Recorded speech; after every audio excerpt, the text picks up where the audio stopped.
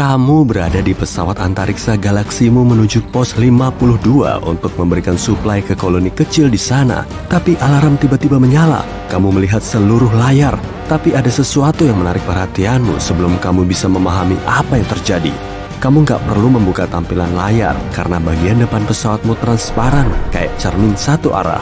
Awan jingga ungu raksasa mendekat ke arahmu. Gak ada waktu untuk menganalisisnya. Kamu menukikkan pesawatmu securam mungkin. Alarm makin menggila. Kamu makin fokus untuk keluar dari bahaya. Pesawat bergetar dan serasa hampir hancur. Tapi pesawatmu cepat dan kuat. Dan entah bagaimana, kamu berhasil menghindari awan itu. Kamu mendongak dan melihat awan plasma raksasa tadi melambung melewatimu.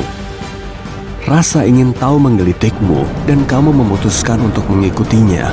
Kamu memprogram komputermu untuk menganalisisnya. Tak lama, informasi pun keluar dan kamu tidak mempercayai apa yang tertulis di sana. Awan plasma ini adalah penghancur galaksi.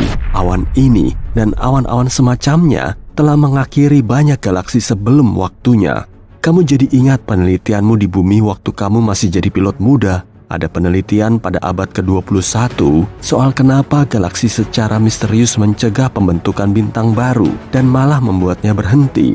Bintang terbentuk dari awan gas tebal yang menjadi sangat dingin. Awan ini mengembun dan seiring waktu menyatu ke dalam materi yang solid dan padat. Ada foto terkenal yang diambil oleh teleskop luar angkasa Hubble. Kebanyakan orang pernah melihatnya. Namanya Pilar Penciptaan. Ini adalah nebula elang, tempat bintang-bintang terbentuk. Mereka menyebut area ini sebagai pembibitan bintang. Konsepnya lumayan imut kalau dipikir-pikir, tapi ada sosok jahat yang mengintai dan kamu sedang mengikutinya. Dialah sang penghancur bintang. Penghancur ini datang tiba-tiba dan menyapu gas dari galaksi pembentuk bintang dengan kecepatan tinggi sehingga mencegah pembentukan bintang. Awan ini mirip sapu raksasa, tapi alih-alih membersihkan, awan ini menghentikan, membuat galaksi baru tumbuh prematur. Setelah tahu betapa berbahayanya awan ini, kamu pun menjaga jarak. Mari lihat apa kita bisa menyaksikannya beraksi dari jarak yang aman. Sejak dulu, sudah ada misteri umum soal kenapa sebagian galaksi tidak melahirkan bintang-bintang baru. Penghancur bintang ini pintar. Dia berada di dekat gugus galaksi besar. Ada satu gugus khusus, yakni gugus Virgo. Ini adalah gugus yang dipelajari para ilmuwan, dan di sanalah penghancur bintang berada. Gugus Virgo tetangga kita ini membentang sejauh 7 juta tahun cahaya dan berisi ribuan galaksi. Kenapa aku bilang tetangga? Karena jaraknya sekitar 65 juta tahun cahaya dari kita. Nggak terlalu bersebelahan sih memang, tapi lumayan dekat untuk ukuran galaksi. Gugus ini meluncur melalui plasma super panas dengan kecepatan sampai 1,5 juta kilometer per jam. Gugus ini membentuk dasar super gugus Virgo yang besar. Di sana ada satu kelompok tempat Bima Sakti kita berada yang menjadi anggotanya. Karena jaraknya yang dekat, para ilmuwan lebih mudah mempelajarinya. Ini juga merupakan salah satu area terekstrim di alam semesta yang kita ketahui saat ini. Entah apa lagi yang ada di luar sana. Gugus Virgo juga unik karena masih membentuk bintang-bintang baru dan kita bisa mengamatinya seperti lewat foto dari Hubble yang terkenal tadi. Galaksi di gugus ini disebut Messier 87. Galaksi ini ditemukan pada tahun 1781 oleh seorang astronom Prancis bernama Charles Messier. Bentuknya agak kabur baginya, jadi dia menyebutnya nebula tanpa bintang. Informasi lebih lanjut tentang tempat ini baru bisa dipastikan pada tahun 1920-an. Messier sangat dihormati dan seumur hidupnya dia menemukan 13 komet. Dia lahir di pedesaan Prancis, anak ke-10 dari 12 bersaudara. Saat berumur 14 tahun, dia melihat komet 6 ekor yang luar biasa pada tahun 1744. Komet itu menakjubkan dan bisa dilihat dengan mata telanjang selama beberapa bulan. Efeknya dramatis dan luar biasa. Saking cerahnya, komet itu dicatat sebagai komet ke-6 paling terang dalam sejarah. 4 tahun kemudian, Charles muda melihat gerhana matahari dari kampung halamannya pada tanggal 25 Juli 1748. Sejak itu, dia tahu dirinya ingin menjelajahi dunia astronomi, dan itulah yang terjadi. Sebuah kawah bulan dan satu asteroid telah dinamai dengan namanya, tapi belum ada yang sebesar Messier 87 atau M87. Ini adalah galaksi elips super besar dengan triliunan bintang. Ini merupakan galaksi paling cerah kedua di gugus utara Virgo, sangat dikenal di kalangan para astronom dan penggemar amatir.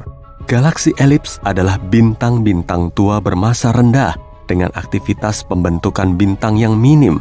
Banyak gugus bola mengelilinginya dan membentuk sekitar 10 hingga 15% supergugus Virgo. M87 punya lubang hitam supermasif di intinya. Lubang hitam ini pernah difoto menggunakan data kolektif pada tahun 2017 oleh teleskop Event Horizon atau EHT. Foto ini diumumkan dengan penuh semangat ke dunia pada tahun 2019. Pada Maret 2021, kolaborasi EHT mengungkapkan gambar lubang hitam terpolarisasi untuk kali pertama. Ini menarik sekali karena baru kali ini lubang hitam diabadikan. Semua ini bisa terjadi berkat teleskop Event Horizon, yaitu gabungan banyak observatorium radio atau fasilitas teleskop radio di seluruh dunia yang semuanya bekerja sama untuk menghasilkan teleskop dengan resolusi tinggi dan sangat sensitif. Rangkaian teleskop lain di Chili dinamai Atacama Large Millimeter Submillimeter Array alias ALMA. Teleskop ini menangkap gambar 51 galaksi besar di gugus Virgo dengan resolusi tinggi. Itu baru sebagian dari apa yang kita ketahui.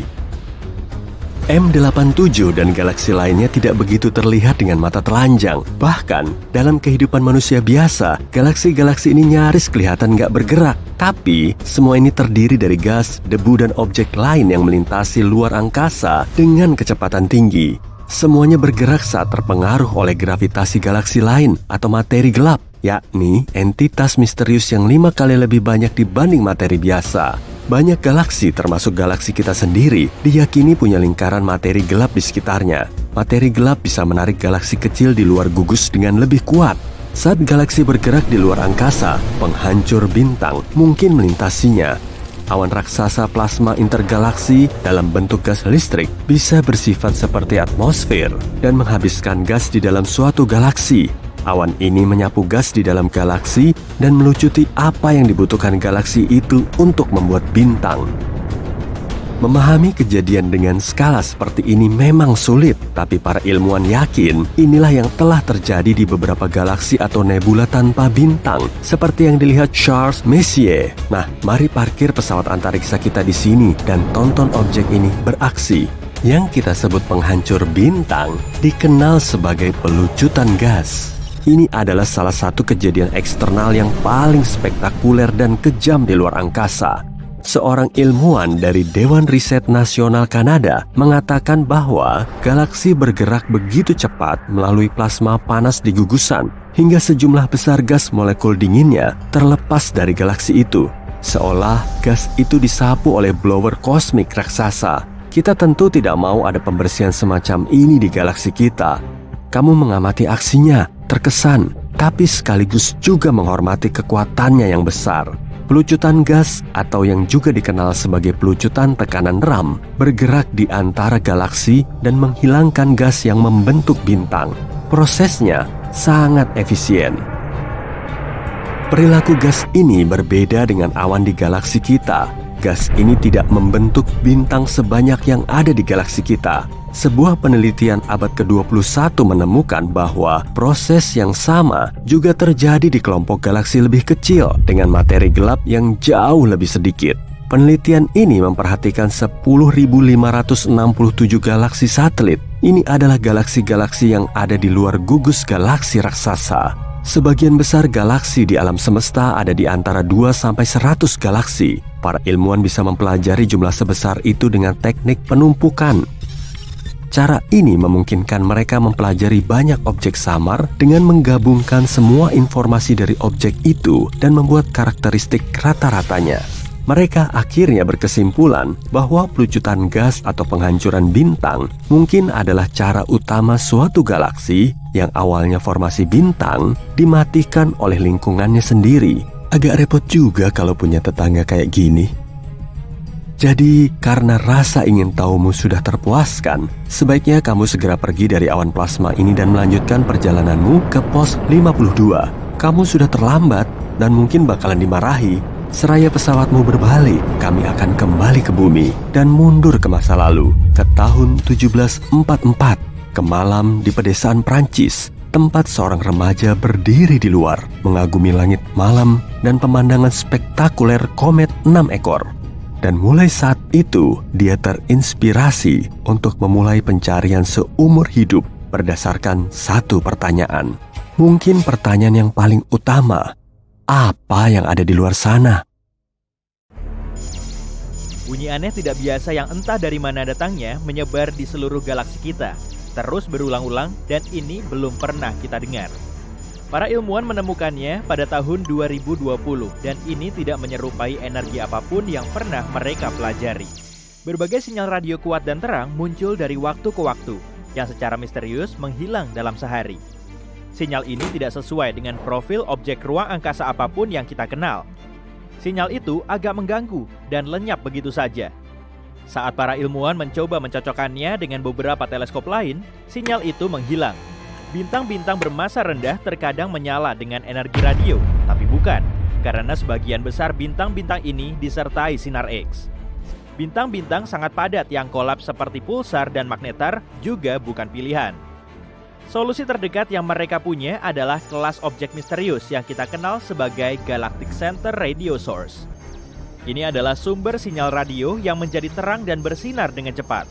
Sinyal itu rusak di dekat pusat galaksi kita dan bisa membantu mengungkap misteri alam semesta. Kalau kamu punya mobil terbang yang bisa naik dengan kecepatan 95 km per jam, kamu cuma butuh 1 jam untuk memasuki ruang angkasa. Bulan agak lebih jauh, yakni 400.000 km, sekitar 10 kali keliling planet kita. Itu artinya, perjalanan ke bulan akan seperti perjalanan keliling bola bumi 10 kali berturut-turut, yang akan makan waktu kurang dari 6 bulan. Perjalanan ke Pluto akan butuh waktu lebih dari 800 tahun. Proxima b adalah tetangga terdekat kita yang mirip bumi. Ini adalah dunia kecil berbatu yang mengorbit bintang terdekat dengan matahari kita. Eksoplanet ini mengorbit zona layak huni bintang ini, yaitu suatu area yang cukup jauh dari bintang apapun hingga memiliki kondisi sedang. Tidak terlalu dingin atau terlalu panas bagi keberadaan air dalam keadaan cair, paling tidak secara hipotesis. Jika kamu mencoba pergi ke Proxima b dengan kecepatan roket bulan Apollo, yaitu 40.200 km per jam, kamu butuh waktu 112.000 tahun untuk sampai di sana. Mungkin kamu tidak akan bisa bernapas di sana. Tak ada yang tahu apakah Proxima b punya atmosfer. Manusia mengeksplorasi alam semesta sepanjang waktu, tapi kita cuma bisa melihat sekitar 5% materi di atas sana. Dan Albert Einstein adalah orang pertama yang menyadari ruang angkasa hampa sebetulnya tidak kosong. Sisanya yang tidak bisa dilihat sebenarnya terdiri dari materi tak kasat mata, yang dikenal sebagai materi gelap, sekitar 27%, dipadukan dengan sesuatu yang disebut energi gelap sebanyak 68%. Jika kamu coba menuang air di ruang angkasa, tentu saja di luar pesawat ruang angkasa, air akan segera mendidih atau menguap. Itu karena tidak adanya udara atau tekanan udara di ruang angkasa. Ketika tekanan udara turun, suhu yang biasanya kamu butuhkan untuk mendidihkan air juga turun. Dengan begitu, air jauh lebih cepat mendidih di puncak gunung daripada, misalnya, di permukaan laut. Di angkasa luar tidak ada tekanan udara, sehingga air bisa mendidih pada suhu yang sangat rendah. Para ilmuwan percaya, paling tidak ada beberapa miliar galaksi di luar sana. Kita tidak tahu jumlah pastinya, dan mungkin tidak akan pernah tahu. Tapi mereka mencoba memperkirakannya dengan menghitung berapa galaksi yang bisa kita lihat di area langit yang sangat sempit dan terbatas. Mungkin alam semesta tampak penuh dengan bintang dan planet di sana-sini. Tapi setidaknya di galaksi kita ada 100 miliar planet. Jika kamu mengisi balon dengan helium dan melepaskannya, kamu akan melihatnya melayang sangat tinggi. Balon itu akan naik memasuki atmosfer, tapi tidak akan sampai ke angkasa luar. Makin tinggi, makin tipis udara di atmosfer. Balonmu akan naik sampai titik di mana atmosfer di sekitarnya berbobot sama dengan helium di dalamnya. Itu akan terjadi pada ketinggian sekitar 32 km di atas permukaan tanah. Jadi, sejauh itulah balon helium bisa naik. Kita tidak benar-benar tahu sebesar apa alam semesta kita. Kita tidak bisa melihat tepinya, bahkan tidak tahu apakah alam semesta bertepi. Kita memakai teknologi untuk bisa melihat sejauh kira-kira 14 miliar tahun cahaya dari planet kita. Ini berarti kita bisa melihat diameter sekitar 28 miliar tahun cahaya, mulai dari lapisan terluar atmosfer yang berakhir pada ketinggian sekitar 960 km di atas planet kita. Meskipun ukuran alam semesta kita terus berubah dan makin besar seiring waktu. Merkurius adalah planet terdekat dengan matahari. Jadi kebanyakan orang mengira planet ini yang paling panas. Tapi Venuslah planet terpanas. Venus adalah planet kedua terdekat dengan bintang pusat kita. Jaraknya dari matahari sekitar 48 juta kilometer lebih jauh dibanding Merkurius. Merkurius tidak memiliki atmosfer yang bertindak sebagai selimut penghangat dan membantu mempertahankan panas dari matahari.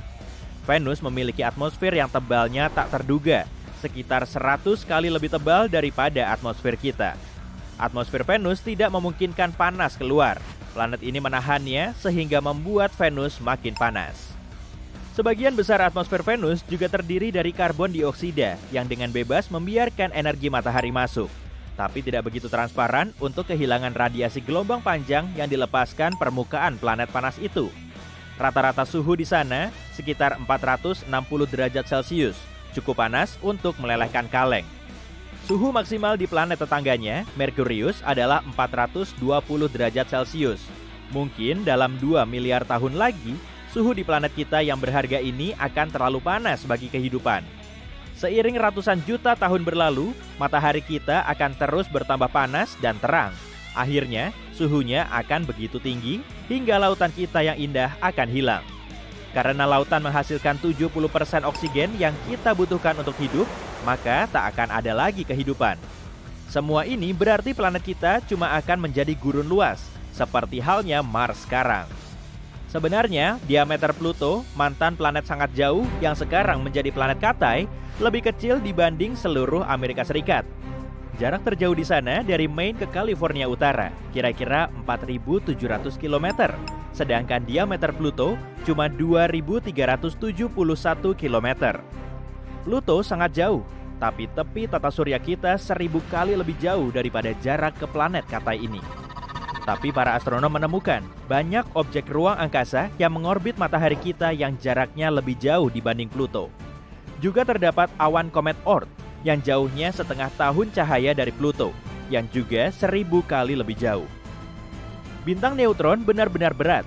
1 sendok teh saja yang berisi bintang neutron beratnya akan mencapai 6 miliar ton.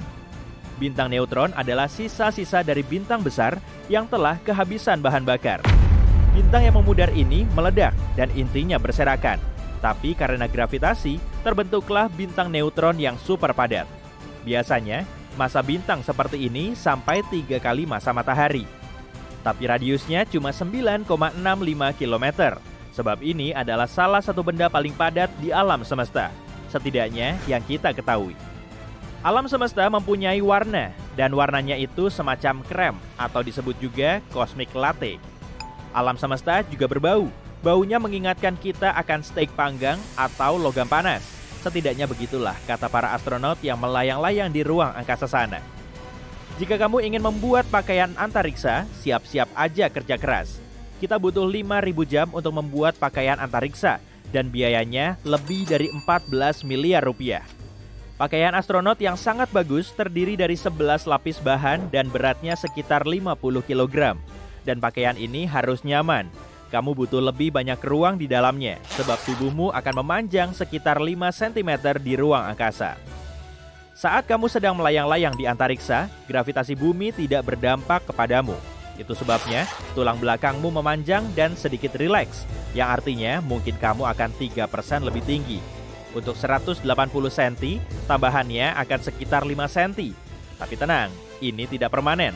Begitu turun ke bumi, kamu akan menyusut lagi ke ukuran biasa dalam beberapa bulan.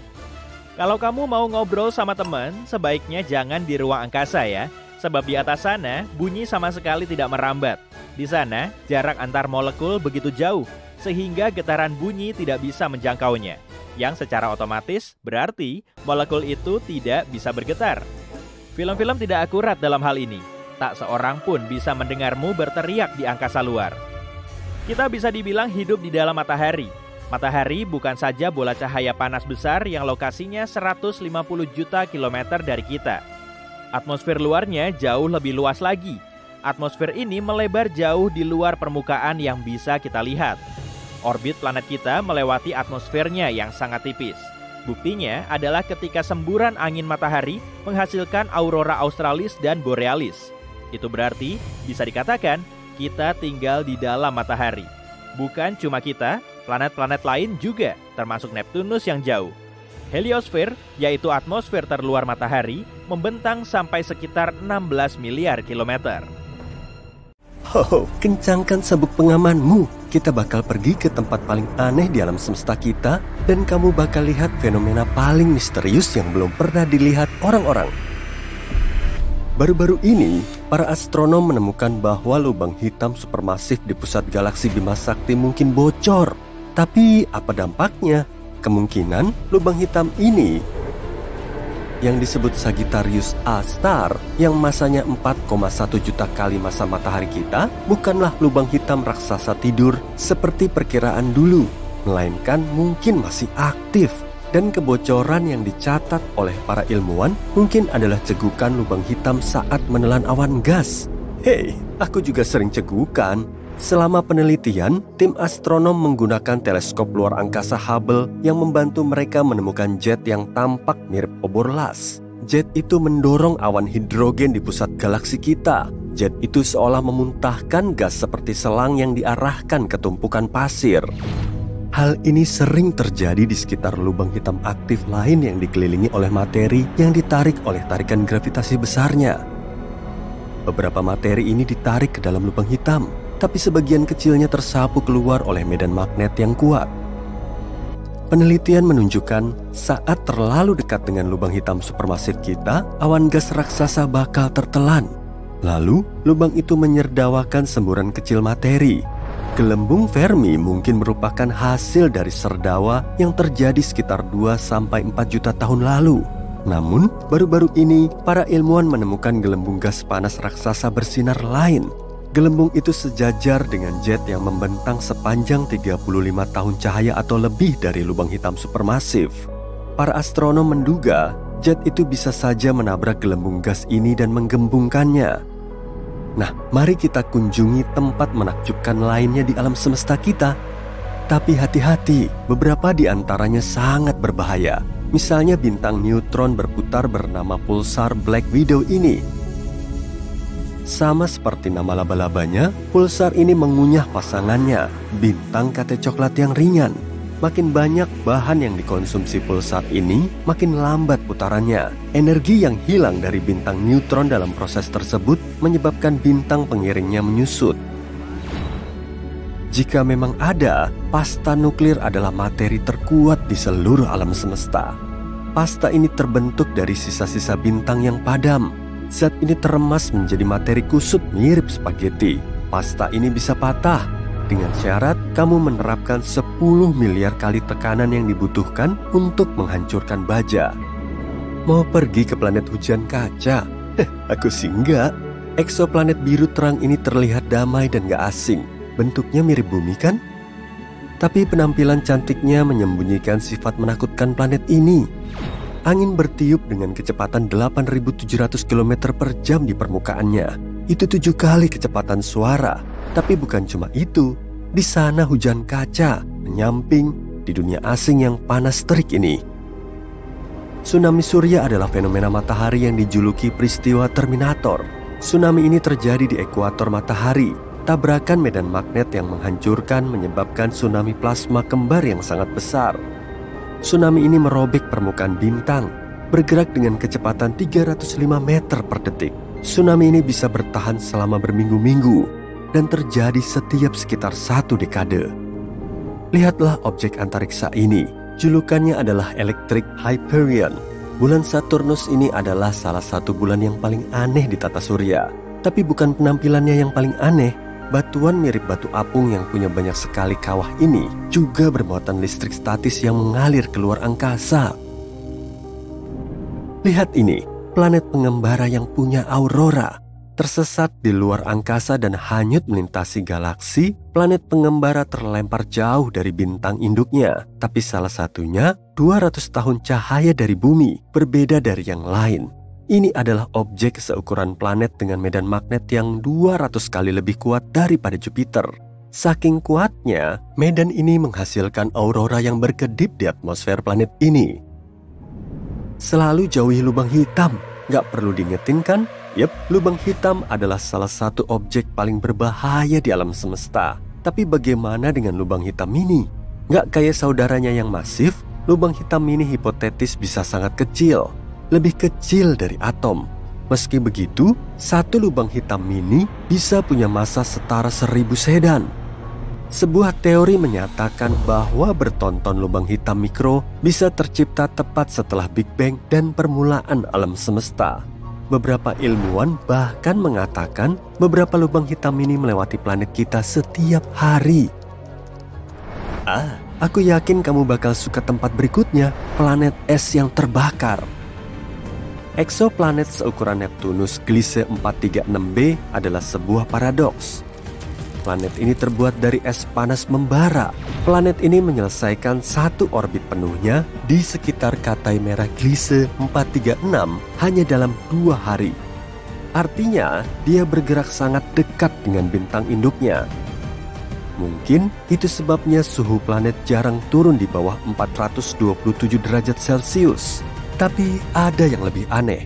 Planet ini punya volume es air yang sangat besar, yang dikenal sebagai es X, yang tetap padat meski suhunya sangat panas. Nah, kalau kamu suka perhiasan, dunia berikutnya cocok untukmu, planet berlian. Sekitar 4000 tahun cahaya dari bumi, ada planet yang mirip berlian raksasa. Planet ini lebih padat daripada planet lain yang ditemukan sejauh ini, dan sebagian besar terdiri dari karbon. Saking padatnya, para astronom mengira karbon ini mungkin berbentuk kristal. Bisa jadi sebagian planet ini adalah berlian. Bulan yang mengorbit bulan lain mungkin ada, atau mungkin juga tidak. Para astronom belum sepakat soal ini. Planet mengorbit bintang dan bulan mengorbit planet. Lantas, kenapa nggak ada bulannya bulan? Yang mungkin kita namakan subbulan aja atau bulbulan. Kayak nama lagu ya, bulbulan. Tapi bukan ya. Peneliti mengeklaim bulannya bulan mungkin ada, tapi bulan inangnya harus cukup masif, bulannya bulan, cukup kecil, dan harus ada jarak lebar antara kedua bulan ini dan planet inangnya. Sekarang, aku mau membawamu ke galaksi fosil hidup, besar DigiSat-1, setara Bima Sakti, tapi hampir nggak terlihat karena bintang-bintangnya tersebar sangat tipis. Namun, yang membuat galaksi ini unik adalah galaksi ini berdiri sendiri. Nggak kayak galaksi sejenis lainnya, itu biasanya ditemukan dalam bentuk gugusan. Artinya, DigiSat-1 terbentuk di era yang berbeda, mungkin 1 miliar tahun setelah Big Bang. Kalau benar, galaksi ini adalah fosil hidup sejati. Nah, kamu nggak bisa melihat fenomena luar angkasa berikutnya. Alasannya, kita nggak bisa melihat cahaya inframerah. Dan fenomena yang kumaksud adalah aliran inframerah dari luar angkasa. Bintang neutron adalah inti runtuhan bintang raksasa yang sangat padat. Mereka biasanya memancarkan sinar X atau gelombang radio. Namun, pada tahun 2018, para astronom menemukan aliran cahaya inframerah yang aneh. Sepertinya itu berasal dari bintang neutron yang jaraknya 800 tahun cahaya dari bumi. Sinyal ini mungkin dihasilkan oleh piringan debu yang mengelilingi bintang itu, tapi teori ini belum terbukti. Di belakang orbit Neptunus terletak sabuk Kuiper yang misterius, dipenuhi objek-objek es yang sangat besar. Namun, hal yang paling unik tentang pembentukan formasi objek antariksa ini adalah para ilmuwan tak bisa menjelaskan pola pergerakannya. Satu-satunya penjelasan yang mereka punya